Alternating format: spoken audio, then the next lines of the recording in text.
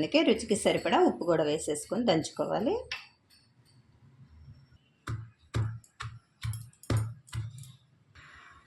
ఇందులోనికి 4 వెల్లుల్లిపాయలు కూడా వేసుకొని దంచుకుంటే చాలా బాగుంటుందండి టేస్ట్ అనేది. ఇందులోనికి 1 టేబుల్ స్పూన్ దాకా ఆవుపిండి మెంతిపిండి వేసుకోవాలి. రుచి అనేది చాలా బాగుంటుందండి.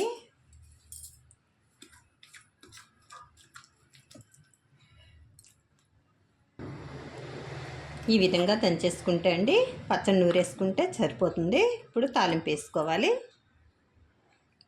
తాలింపు కోసం స్టవ్ వెలిగించుకొని ప్యాన్ పెట్టేసుకొని ఆయిల్ వేసుకోవాలి. ఒక 3 టేబుల్ స్పూన్ల ఆయిల్ సరిపోతుంది. ఆయిల్ వేడెక్కనివ్వాలండి. పల్లి ఆయిల్ వేసుకుంటే చాలా బాగుంటుందండి టేస్ట్ అనేది. ఆయిల్ కూడా వేడెక్కింది. 1 టేబుల్ స్పూన్